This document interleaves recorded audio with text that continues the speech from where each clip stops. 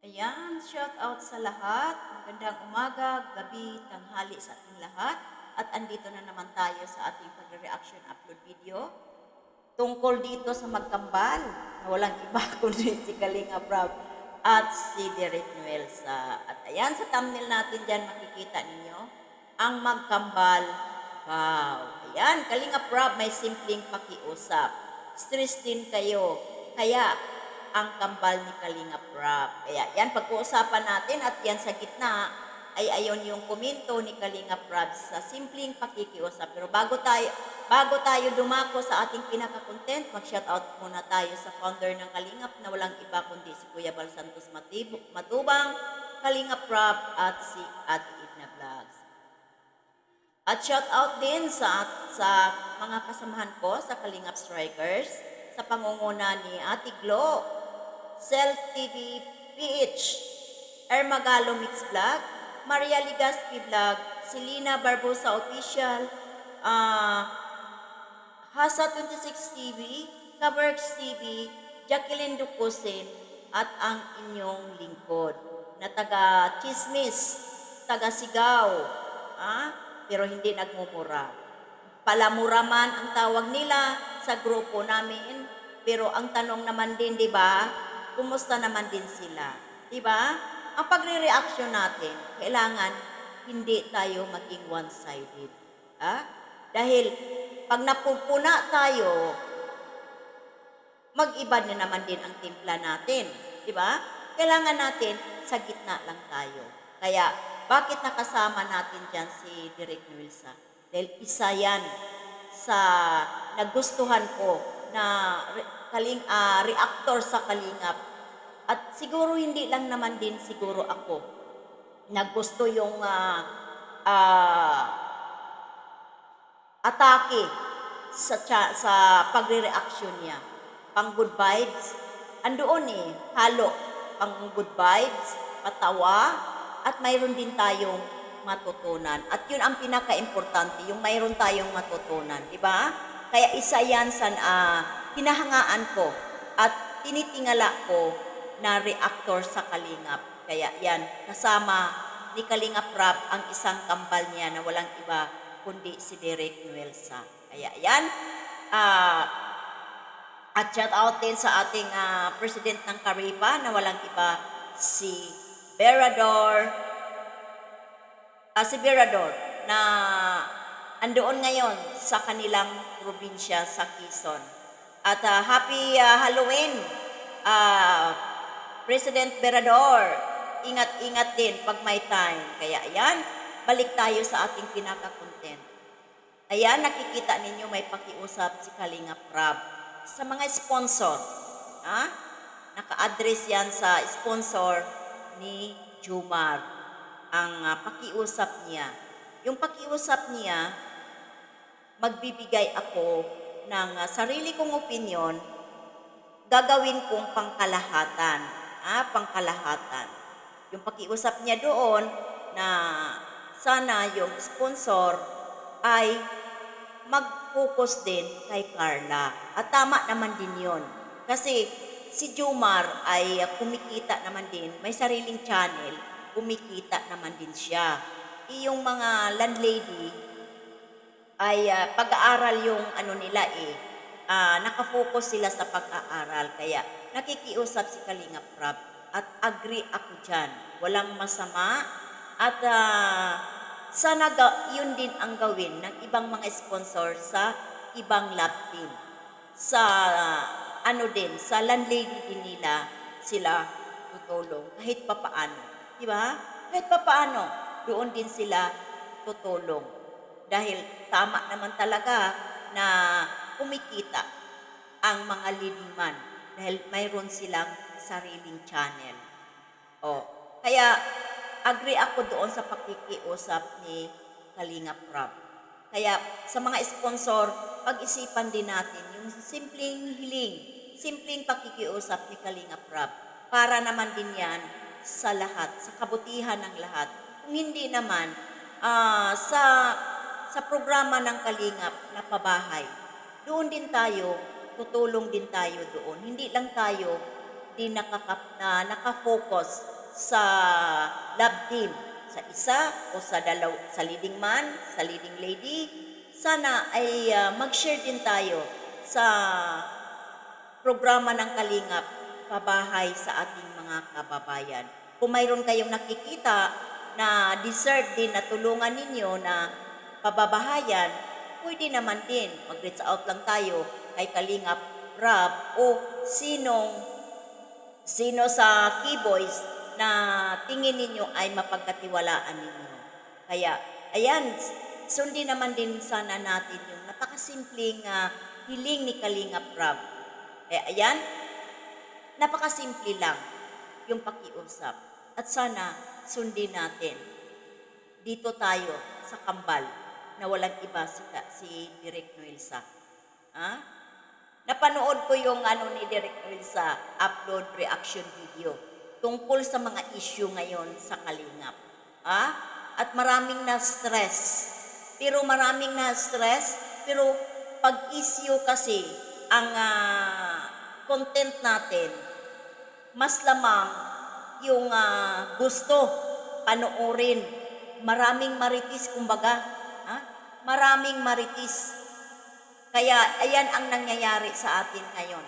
Maraming maritis. Pag issue, ang daming nanonood. Ang dami ding komento na puro na lang kayo puro issue. Pero nasa atin yun eh. Nasa atin kung paano natin i-handle ang isang issue. Kung dibdibin natin, talagang ma-stress ka. Pero kung hindi mo dibdibin, hanggang dyan ka lang, nanonood ka lang. At pag-aralan mo din, hindi yung basta-basta ka lang dyan, nagko-comment. Yung iba naman nagko-comment, nagbabase lang sa thumbnail, na hindi buo pinanood.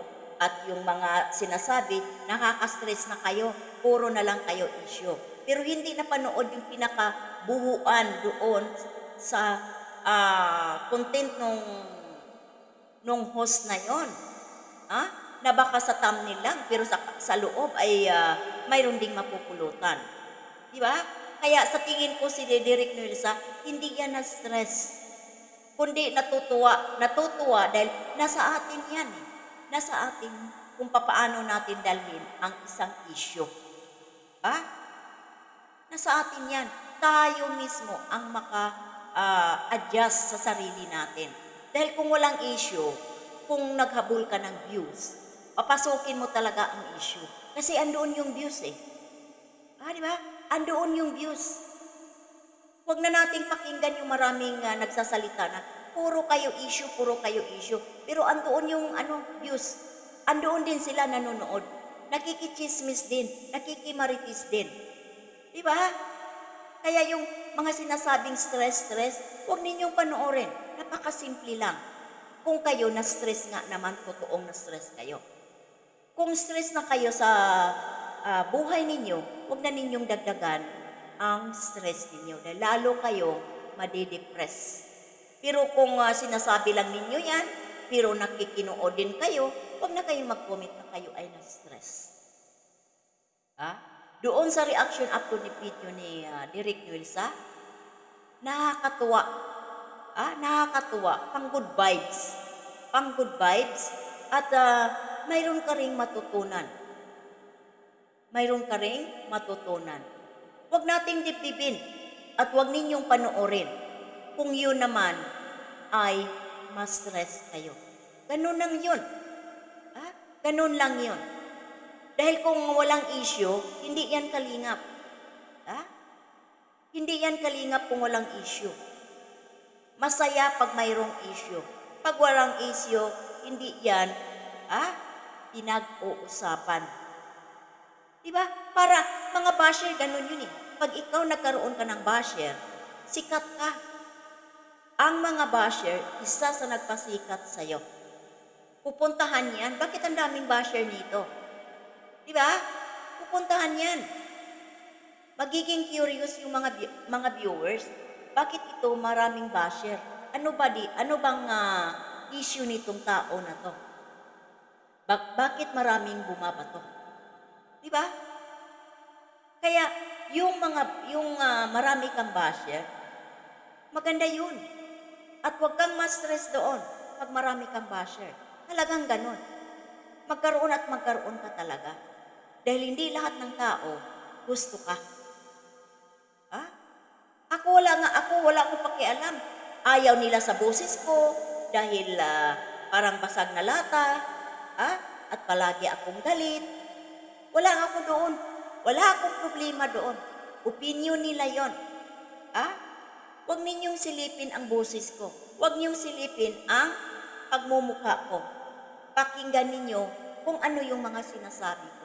Yung pasigaw kong sinasabi, huwag na ninyong intindihin yun. Yung sinasabi kong pasigaw, huwag ninyong intindihin yun. Ang intindihin ninyo, yung binibitawan kong mga salita. Kung mayroon ba kayong matutunan? Mayroon bang kahulugan? Mayroon bang pinaghugutan? At tama ba ang ibinibigay niyang opinion doon sa issue na tinatakel niya? Di ba? Kaya dito sa pagre-reaction ni Direk Nuelsa, gustong-gusto ko at ang daming nakagusto na mga solid organic na mga viewers ng Kalingap. Dahil siya talaga yung nasa gitna lang. Pag nagre-reaction si Direk Nuelsa, nasa gitna lang. Haluan niya ng mga patawa. Hindi yan katulad ng iba na mga kasamahan namin sa Kalingap Reactors na naninilip at bias. Napakaano nitong tao na to, si Direk Nuelsa, ang kambal ni Kalingap Rap. Tingnan ninyo, magkambal nga pa talaga itong dalawa. Hindi ba magkalayo ang itsura dito?